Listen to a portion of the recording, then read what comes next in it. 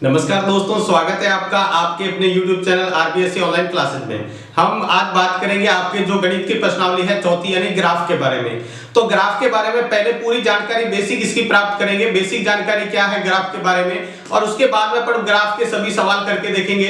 तो जो बच्चे आपको कह दूं गणित जिनको हार्ड लगती है, अगर वो ये वीडियो पूरा देखते हैं तो आपको जो ग्राफ वाली प्रश्नावली है बहुत ही अच्छी तरीके से आप सीख पाएंगे। आपको जो अगर पक्षांतर करना नहीं आता है, बहुत सारी आपकी गणित की कमियां होंगी, लेकिन आप इस प्रश्न को पूरी अच्छी तरह करके और पूरे के पूरे अंक 6 अंक प्राप्त कर सकते हैं। तो आप इस वीडियो को पूरा ध्यान से देखिएगा। ध्यान से देखने के बाद में आप खुद अपने आप ग्राफ बनाने लगेंगे। तो देखते हैं इसकी पहले बेसिक जानकारी, उसके बाद में इसके सवाल भी देखेंगे। तो जो बेसिक जानकारी बताई जा रही है वो बहुत ही ध्यान से देखिएगा, क्योंकि ये बहुत ही चीजें काम आने वाली है। तो देखते हैं तो देखते हैं इसकी बेसिक जानकारी। तो सबसे पहले देखो दो चरों वाली, तो सबसे पहले देखो चर क्या होता है। पहले आप ये सीखेंगे चर क्या होता है। चर का मतलब इंग्लिश में अपन कहते हैं वेरिएबल। जो भी अपन समीकरण लिखते हैं, कोई भी ऐसा पद लिखते हैं जिसके अंदर अंग्रेजी के शब्द यूज करते हैं, जैसे लिखा 4x + 2 = 5। तो ये जो x है ये क्या है, यहाँ पर चर है। यहाँ पर क्या है, चर है। जैसे जैसे आप इसका मान लिखोगे, यानी कुछ भी मान आ सकता है, ठीक है। जैसे लिखा 5y + 7, तो ये एक चर है। जैसे जैसे इस y का मान चेंज करेंगे, या मान लो यहाँ पर है, इसका x का मान चेंज करेंगे तो इसका उत्तर चेंज होता जाएगा। यहाँ पर y का मान चेंज करेंगे तो इसका उत्तर चेंज होता जाएगा, ठीक है। जैसे मान लो y = 1 रखते हैं, तो 5 × 1 + 7, 5 × 5 और 7 कितने होते हैं, 12। अगर मैं y की जगह 2 रखते हैं तो क्या हो जाएगा, 5 × 10, 10 + 7 17। देखो यहाँ वेरिएबल का मतलब होता है चेंज हो रहा है। यहाँ पर अगर इसको मान को चेंज करें तो आपका उत्तर भी चेंज हो रहा है। यानी एक ऐसा पद जिसकी वैल्यू क्या हो, वेरिएबल हो, यानी चेंज होने वाली हो, तो उसको अपन क्या कहते हैं, चर कहते हैं। इस समीकरण में अपन दो चर यूज करते हैं, ज्यादातर x और y यूज करेंगे। क्या यूज करेंगे, x और y। तो ये है चर के बारे में। उसके बाद है रेखिक समीकरण। देखो रेखिक समीकरण, अब ये क्या होता है रेखिक समीकरण। तो देखो ऐसी समीकरण जो सरल रेखा को व्यक्त करे, क्या करे, सरल रेखा। रेखा बनाना पर बाद में सीखेंगे। जो सीधी रेखा, अगर उस समीकरण से अपन रेखा बनाए तो एकदम बिल्कुल सीधी रेखा कैसे भी बन सकती है, ऐसे बन जाए, ऐसे बन जाए, ऐसे बन जाए, सीधी रेखा बनेगी, बिल्कुल सीधी रेखा बनेगी, ठीक है। वो होती है रेखिक समीकरण।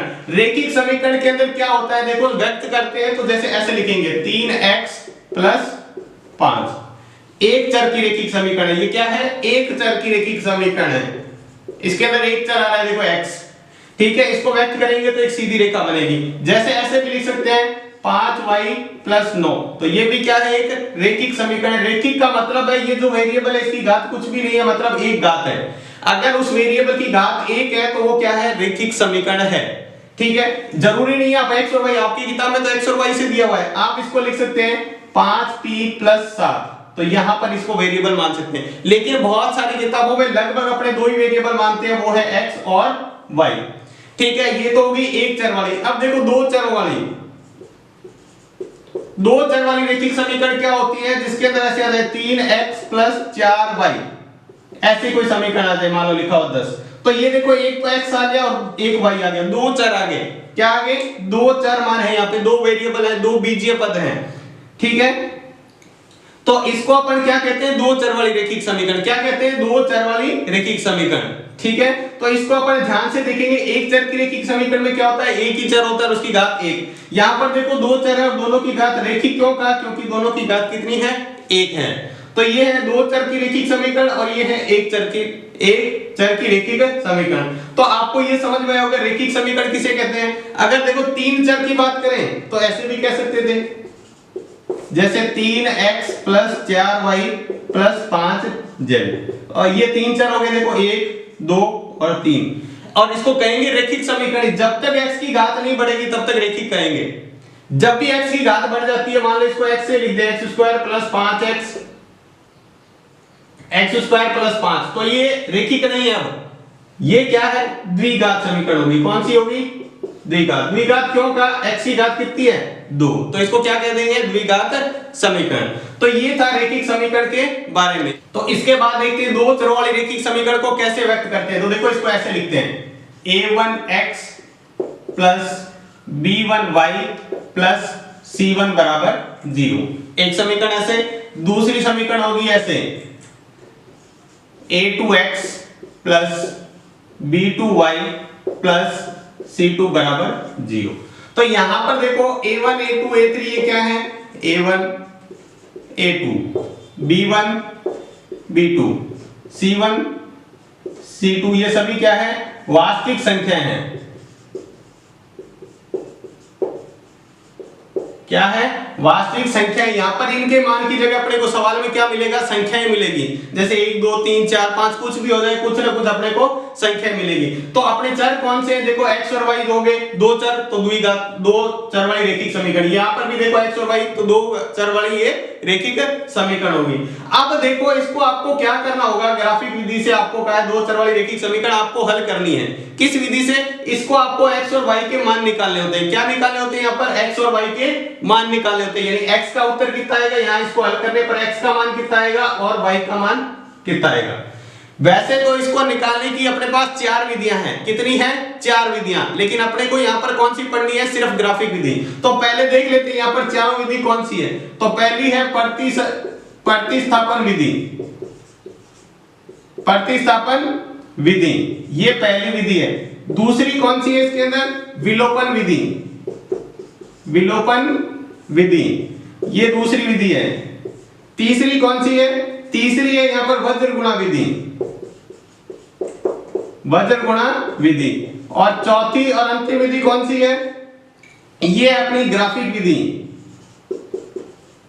ग्राफिक विधि। अपने को क्या करना है, चारों में से उत्तर निकाल सकते हैं अपन चाहे तो इस चारों में से उत्तर निकाल सकते हैं x और y का। चार विधियां अपने पास, चारों में से किसी से भी उत्तर निकाल सकते हैं। देखो ग्राफिक विधि का एक और नाम है, वो है आलेखीय विधि। आलेखीय मतलब होता है ग्राफ बनाना। ग्राफ बनाकर आप इसका उत्तर निकालेंगे। चारों में से उत्तर निकाल सकते हैं x और y का। चार विधियां अपने पास, चारों में से किसी से भी उत्तर निकाल सकते हैं। लेकिन अपन क्या करेंगे, अपने सिलेबस के अंदर सिर्फ ये एक ही है, ये बाकी आपने 9th में पढ़ी थी। ये चौथी विधि है जिसको अपन कहते हैं ग्राफिक विधि। तो इस विधि से अपन क्या करेंगे, अपन इस समीकरण को हल करके इसके उत्तर निकालना सीखेंगे। तो अपन को क्या पढ़ना है इस चैप्टर के अंदर, ग्राफिक विधि। इसके बाद देखते हैं ये जो टेबल है इसको बहुत ध्यान से समझिएगा, ये आपको बहुत ज्यादा मदद करेगी आपको ग्राफ समझने के लिए। तो देखो इसके अंदर अपन क्या करेंगे, इनके जो उत्तर आते हैं, देखो x y ये जो इसके गुणांक हैं। गुणांक का मतलब जो चर के साथ इसके साथ संख्या आएगी वो इसका गुणांक है। चर के साथ जो संख्या आएगी वो गुणांक है। उसकी तुलना करने पर किस तरह से उसके हल आते हैं, बीजीय हल किस प्रकार आएंगे, उसके प्रकृति कैसी है, ग्राफ कैसा बनेगा और उसके युग्म कैसे होंगे, उसके बारे में देखते हैं। तो सबसे पहला है, यदि आपने ग्राफ को हल किया और a1 बट्टे a2 बराबर नहीं है b1 बट्टे b2 के, आपने ऐसा कोई हल निकाल लिया जिसमें a1 बट्टे a2 और b1 बट्टे b2 बराबर नहीं है, तो इसका बीजीय हल क्या होगा, अद्वितीय हल। क्या होगा, अद्वितीय हल। मतलब कोई दूसरा हल नहीं, सिर्फ और सिर्फ एक ही हल होगा। यानी एक x का मान आएगा और एक y का मान, ऐसा आएगा जो उत्तर होगा उसका। ठीक है। दूसरा देखो रेखाओं की प्रकृति कैसी होगी, पहले अपन देख लेते हैं तीनों नियम। दूसरा जो नियम है इसमें ये है a1 बट्टे a2 बराबर तो होगी b1 बट्टे b2 के, लेकिन बराबर नहीं हो c1 बट्टे c2। तो इसमें c1 c2 क्यों नहीं लिखा था, पहले वाले में c1 c2 की जरूरत ही नहीं। अगर दोनों शुरू वाले बराबर नहीं है तो तीसरा बराबर हो या नहीं हो कोई मतलब नहीं है उससे। इसमें देखो पहले वाले दोनों बराबर हो, तीसरा बराबर नहीं हो, तो इसका कोई हल नहीं निकलेगा। कोई हल नहीं, यानी कोई उत्तर निकलेगा ही नहीं, x और y का कोई भी मान नहीं आएगा। और तीसरा जो तीसरा नियम है, तीसरा अनुपात है, वो ये होता है a1 बट्टे a2 बराबर हो b1 बट्टे b2 बराबर हो c1 बट्टे c2 के। तीनों ही बराबर आ जाए, आपस में a1 बट्टे a2 निकाला, b1 बट्टे b2 निकाला और c1 बट्टे c2 निकाला, तीनों बराबर हो, तो कैसे करेंगे, तो देखो इसके क्या होंगे, अनंत हल होंगे। अनंत हल या अनेक हल होते हैं, बहुत सारे हल होते हैं, जितने अपन निकाला उतने हल निकल जाते हैं। ठीक है। अब देखो इसकी रेखाओं की प्रकृति कैसी होती है, यानी इसके हल, तो इससे बनता है प्रतिच्छेद रेखा। अब ये प्रतिच्छेद रेखा क्या होता है आपको ग्राफ बना के बताते हैं। आप ग्राफ बनाओगे कैसे भी बनाओ, दोनों रेखाएं आपस में से क्रॉस करेगी एक बिंदु पर, एक बिंदु पर क्या करेगी, क्रॉस करेगी। दूसरा देखो कोई हल नहीं, तो कोई हल नहीं में क्या बनेगा, समांतर रेखा। समांतर रेखा, तो समांतर रेखा कैसे चलती है, ऐसे तो दोनों रेखाएं समांतर चलेगी, कहीं भी प्रतिच्छेद नहीं करेगी। तीसरा बहुत ध्यान से समझिएगा, इसका जो अनंत हल होते हैं इसको बनती है समपाती रेखा। अब ये समपाती रेखा क्या होती है, पहली एक रेखा बनी, इसके ऊपर ही दूसरी रेखा बनेगी। तो ध्यान से समझिएगा, यह क्या है, इसके ऊपर ही बनी। देखो पहले वाली रेखा यहां से यहां तक थी, ठीक है, इसके ऊपर ही दूसरी रेखा बनी है, तो ये होती है समपाती रेखा। एक के ऊपर ही दूसरी रेखा बननी क्या होती है, समपाती रेखा, ठीक है। तो ये हो गया। अब देखो इसके युग्म क्या होते हैं, जिसके अंदर कहीं ना कहीं आपस में रेखा प्रतिच्छेद करती है, टच करती है, तो वो तो होते हैं संगत, और जिसमें टच ही नहीं करती वो असंगत। तो देखो इसमें टच कर रही है, तो इसके उत्तर क्या है, युग्म क्या है, संगत। इसके क्या होंगे, आपस में टच नहीं कर रही है तो असंगत, और तीसरे में भी टच कर रही है तो संगत। यानी जहां पर दोनों रेखाएं आपस में प्रतिच्छेद कर रही थी, देखो अपन रेखिक समीकरण क्यों कह रहे थे, ऐसी समीकरण जिससे एक रेखा बने, तो दो समीकरण होगी तो कितनी रेखाएं बनेगी, दो रेखाएं। अगर वो आपस में प्रतिच्छेद करे तो संगत, प्रतिच्छेद नहीं करे तो असंगत, और आपस में दोनों एक के ऊपर दूसरी है तो टच तो कर ही रही है तो संगत। तो देखो आपको ये टेबल याद रखनी है, इसके बीजीय हल कैसे होते हैं, अद्वितीय हल होते हैं, कोई हल नहीं, और अनंत हल। ये आपको इसी तरह याद रखना है अच्छी तरह। अगर आप इसको दिमाग में बिठा लेते हो तो प्रश्नावली आपके लिए बहुत ही इजी हो जाएगी। अब देखो अपन उदाहरण लेके और समझते हैं तो आपको आसानी से समझ में आएगा ये कैसे लिखा है। तो देखो आपकी 4.1 प्रश्नावली का पहला सवाल दिया है, आपको दो रेखिक समीकरण दी हुई है, इसको आपको उत्तर चेक करना है कि इसके युग्म संगत है या असंगत है, इसके युग्म चेक करना है संगत है या असंगत। तो देखो आपको हल कैसे करना है, मैं बहुत ध्यान से बता रहा हूं, आपको देखना है इसको। तो देखो x के साथ जो भी संख्या, पहली समीकरण ये एक है नंबर समीकरण, इसको 2 नंबर समीकरण कह देंगे, समीकरण 1 और समीकरण 2, समीकरण को इस ब्रैकेट के अंदर। अब यहां पर देखेंगे जो पहली समीकरण के अंदर है, इसके अंदर अपने को निकालना है a1 b1 और c1, तीन चीजें निकालनी है एक नंबर से। तो देखो x के साथ जो भी लिखा हुआ है वो a1 है, y के साथ जो भी लिखा हुआ है वो b1 है। तो समीकरण में ध्यान रखना संख्या के आगे माइनस है तो माइनस संख्या के साथ ही रहेगा, ध्यान रखना है। अगर आपने यहां पर माइनस नहीं लगाया तो आपका सवाल गलत हो सकता है। तो देखो ये माइनस और बराबर 8 इधर पड़ा है तो यहां 8 लिख दो। अगर बराबर के इधर लिखो तो इधर बराबर के दोनों संख्या इधर है, देखो ये भी बराबर के इधर है, ये भी बराबर के इधर है, ठीक है। तो अपन यहां 8 लिख दिया। अब दूसरी वाली समीकरण से निकालेंगे a2 b2 और c2। तो देखो x के साथ जो है वो a2 होगा, 2 नंबर समीकरण से। अब तो x के साथ कितना है, यहां पर 4, यहां पर है -6 और यहां पर कितना है 9। तो ये अपने मान आ गए इसके। अब अपन चेक करेंगे यहां पे a1 बट्टे a2 का, a1 बट्टे a2 का मान देखो कितना आता है। a1 का मान कितना है 2 और a2 का मान कितना है 4। तो 2 बट्टे 4, 2 एकम 2, 2 दूनी 4, तो कितना आ गया 1 बट्टे 2, 1 बट्टे 2। अब अपन निकालते हैं b1 बट्टे b2, b1 बट्टे b2। तो b1 का मान कितना है -3 और b2 का मान कितना है -6, तो -3 बट्टे -6, तो माइनस से माइनस कट हो गया, 3 एकम 3, 3 दूनी 6, तो ये भी आ गया 1 बट्टे 2। और तीसरा मान निकालते हैं c1 बट्टे c2। तो c1 बट्टे c2 कितना है 8 बट्टे 9। तो 8 और 9 आपस में कट रहा नहीं है, ऐसा कोई पढ़ा नहीं है जिसमें 8 भी आता हो और 9 भी आता हो। तो देखो इसको कैसे हल करेंगे आप, इसको लिख देंगे 8 बट्टे 9, ठीक है। तो आगे देखो इसके अंदर कौन कौन से बराबर है, ये तो दोनों आपस में बराबर है लेकिन तीसरा बराबर नहीं है। यानी आप कह सकते हैं a1 बट्टे a2 बराबर है b1 बट्टे b2 के। ये तो देखो ये भी 1 बट्टे 2 है, ये भी 1 बट्टे 2 है काटने पर, ठीक है। तो ये तो बराबर हो गया, लेकिन बराबर नहीं है c1 बट्टे c2, तीसरा बराबर नहीं है। तीसरा क्या है, बराबर नहीं है। देखो 8 बट्टे 9 है, कट नहीं रहा है, ये ऐसे ही रहेगा। तो देखो इसमें से कौन सा उत्तर आपको दिख रहा है, ये दूसरा नंबर वाला। कौन सा है, दूसरा नंबर। तो इसका आपको हल पूछे किस प्रकार का होगा तो लिख देंगे कोई हल नहीं होगा। आपसे पूछे ग्राफ किस प्रकार का बनेगा या रेखाओं की प्रकृति समांतर होगी, और आपसे यहां पूछा है युग्म किस प्रकार के होंगे तो लिखेंगे युग्म, इसके युग्म आगे लिख देंगे असंगत होंगे,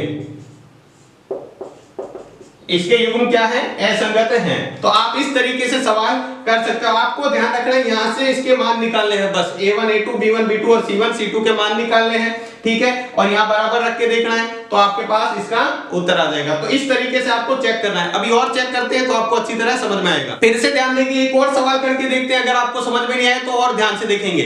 तो देखो इस सवाल को थोड़ा ध्यान से देखिएगा। तो सबसे पहले अपन क्या कह लेते हैं, इसको समीकरण 1 कह देते हैं और इसको समीकरण 2 कह देते हैं। इससे a1 a2 b1 b2 का मान निकाल लेते हैं। तो देखो a1 बराबर कितना है यहाँ पर 3, b1 बराबर कितना है ये रहा, इसके साथ कोई संख्या नहीं है, कोई संख्या नहीं होती, वहां पर एक होता ही होता है, जिसके साथ कोई भी संख्या नहीं है मतलब एक है, और माइनस संख्या के साथ रहेगा। y नहीं लिखेंगे यहाँ पे, x और y नहीं आएगा, ध्यान रखना यहाँ पे। और c1 का मान कितना है, ये रहा 2, c1 का मान कितना हो गया 2। अब अपन निकालेंगे a2 बराबर कितना है 6, b2 बराबर कितना है ये रहा 2, और ये माइनस से आगे तो माइनस का 2, और c2 बराबर कितना है 4, तो ये रख देंगे 4। अब अपने क्या करना है, उसी तरह से अपन तुलना करेंगे। तो a1 बटे a2 निकालो, a1 बटे a2, a1 का मान 3 और इसका मान 6, तो 3 बटे 6, 3 एकम 3, 3 दूनी 6, तो कितना आया 1 बटे 2। अब b1 बटे b2 निकालो, b1 बटे b2, तो b1 बटे b2 कितना है -1 और -2, -1 बटे -2, तो माइनस से माइनस कटेगा और 1 बटे 2 आ जाएगा। अब अपन निकालते हैं c1 बटे c2, तो c1 बटे c2 ध्यान से देखेंगे कितना है 2 बटे 4, तो ये आ गया 2 बटे 4, तो ये 2 के बड़े से कट रहा है, 2 एकम 2, 2 दूनी 4, तो 1 बटे 2। तो आपको क्या दिख रहा है, तीनों बराबर है। तो आप बताओ कौन सा होगा इसके अंदर, युग्म संगत होंगे या असंगत? बिल्कुल सही आपने बताया, युग्म क्या होंगे, संगत होंगे। ये देखो तीनों बराबर होते हैं तब क्या होता है, युग्म संगत होंगे। आपसे पूछे इसकी रेखाओं की प्रकृति कैसी होगी, तो आप क्या बताएंगे, संपाती रेखा होगी। रेखाओं की प्रकृति कैसी होगी, संपाती। और बीजीय हल किस प्रकार का होगा, तो आप बताएंगे अनंत हल। तो देखो इसको लिख देते हैं, यहां a1 बट्टे a2 बराबर b1 बट्टे b2 बराबर c1 बट्टे c2 है। ऐसा है तो अपन क्या कह देंगे, इसके युग्म संगत है। युग्म क्या है, संगत है। अब देखो इसमें सिर्फ युग्म पूछा हुआ है, आपसे इसकी प्रकृति पूछ सकता है रेखाओं की, आपसे इसके बीजीय हल पूछ सकता है। तो देखो बिल्कुल सिंपल से सवाल है, आपको आसानी से समझ में आ रहा होगा, आप खुद कर सकते हैं। इसके अलावा और भी अपन देख लेते हैं। तो देखो अब तो आप खुद ही कर सकते हैं, लेकिन फिर भी देखो इसको वैसे ही करेंगे, इसको समीकरण 1 कह देंगे, इसको 2 कह देंगे। तो देखो इससे a1 a2 का मान निकाले थे, a1 पहली समीकरण के साथ कितना है 2, b1 का मान कितना है ये माइनस का 2, और c1 का मान कितना है ये रहा 2। ऐसे ही a2 का मान निकालते हैं, a2 कितना है 4, b2 कितना है, यहां पर 4y है, सॉरी गलत लिखा था, 4y ये माइनस का 4, और c2 बराबर कितना है 5, c2 बराबर कितना है ये रहा 5। तो आपको जैसे बताया था x के साथ जो भी होता है वो क्या होता है, a का मान होता है। पहली वाली समीकरण के साथ a1 ये a2, ये b1 b2, ये c1 c2। अब देखो इसका मान निकालते हैं a1 बटे a2, तो a1 बटे a2 कितना है 2 बटे 4, ये 2 और ये 4, तो इसको काटेंगे तो कितना आएगा 1 बटे 2। अब b1 बटे b2 निकाल लेते हैं, -2 और -4, तो याद आएगा -2 और -4, माइनस से माइनस कटेगा, 2 एकम 2, 2 दूनी 4, ये भी आया 1 बटे 2। अब निकालते हैं c1 बटे c2, तो ये कितना आएगा 2 बटे 5, ये कट रहा नहीं है। तो देखो ये दोनों बराबर है, तीसरा बराबर नहीं है। तो आप बताओ इसके युग्म किस प्रकार के होंगे और कौन सा नियम लगेगा इसमें, तीनों में से बिल्कुल सही बताया आपने, दूसरा ही लगेगा। देखो और इसके हल किस प्रकार, युग्म किस प्रकार के होंगे, असंगत। तो आपको देखो अपने आप आने लग गया। तो देखो इसको अपन क्या लिखेंगे, यहां a1 बट्टे a2 बराबर b1 बट्टे b2 बराबर c1 बट्टे c2 है। ये बराबर नहीं है तो इसको बराबर से काट देते हैं, तो इसका मतलब ये बराबर नहीं है। जहां भी देखो कट गया मतलब ये बराबर नहीं है, ये तो दोनों बीच में बराबर है, ये बराबर नहीं है। तो अपन क्या कह देंगे, इसके युग्म असंगत है। क्या है, असंगत। तो इस तरीके से अपन ये तीसरा सवाल कर लिया। देखो बिल्कुल आसान है, आप इसको आसानी से कर सकते हैं। इसके बाद देखते हैं पहले का चौथा सवाल। देखो ये दिया 4 बटे 3x प्लस 2y बराबर 8, 2x प्लस 3y बराबर 12। मुश्किल देख के डर रहे हो, बिल्कुल डरने की जरूरत नहीं है, आपको बिल्कुल आसान तरीके से बताएंगे, आप इधर ध्यान देते रहो। अपन क्या करेंगे, ये जो समीकरण है इसको अपन समीकरण 1 कहते हैं, इसको 2 कहते हैं। तो यहां पर क्या किया मैंने, समीकरण 1 को यहां लिख देते हैं, समीकरण 1 को बट्टे में जो संख्या आ रही है नीचे इसको हटा देते हैं। तो हटाने के लिए क्या करना पड़ेगा, पूरी समीकरण में 3 की गुणा करनी पड़ेगी। तो लिखेंगे समीकरण 1 को 3 से गुणा करने पर, तो 3 से गुणा कर देते हैं। देखो मैंने लिखा 3 4/3 x, इसको 3 से गुणा कर दिया, इसको भी 3 से गुणा करना है, सबको भी 3 से गुणा करना है, 8 को भी क्या करना है, 3 से गुणा करना है। देखो पहली वाली को 3 से गुणा किया, दूसरे को भी 3 से गुणा किया, इसको भी देखो, इसको 3 से गुणा किया है, इसको भी किया है, इसको भी किया है। इससे अपनी एकदम सरल समीकरण बन जाएगी। देखो क्यों, ये 3 से 3 क्या हो जाएगा, कट हो जाएगा, बाकी अपन गुणा करके लिख लेंगे। तो इस समीकरण को मैं यहां लिख देता हूं, आपको आसानी से समझ में आएगा। ये 4 बचा है और x बचा है, ये 3 से 3 कट गया, तो यहां बचा है 4x। यहां क्या बचा है, 2 और 3 को गुणा कर सकते हैं, प्लस का 6y बराबर 8 को 3 से गुणा कर सकते हैं, 8 3 24, 8 3 कितना होता है 24। अब जो दूसरी वाली समीकरण थी वो इसके नीचे है, तो वो लिख दो। यानी इसको अपने क्या किया है, सरल करके ऐसा बना लिया, इस समीकरण को अपने सरल करके इस तरीके से बना लिया। अब दूसरी वाली समीकरण ऐसे रहने दो, 2x प्लस 3y बराबर 12। अब अपन a1 a2 के मान निकाल लेते हैं। तो देखो a1 ये कितना है, पहली समीकरण से 4, b1 बराबर 6 और c1 बराबर 24, 4 6 और 24, ये इसके साथ a1 का मान, b1 का मान और c1 का मान ऐसे निकालेंगे। a2 2, b2 बराबर 3 और c2 बराबर कितना आएगा 12, c2 बराबर कितना है 12। अब यहां से अपन मान निकालते हैं। देखो तो देखो मैं लिखता हूं सबसे पहले a1 बट्टे a2, a1 बट्टे a2, a1 का मान 4/2, 4/2, ये से कटा 4 दूनी 1, 2/1।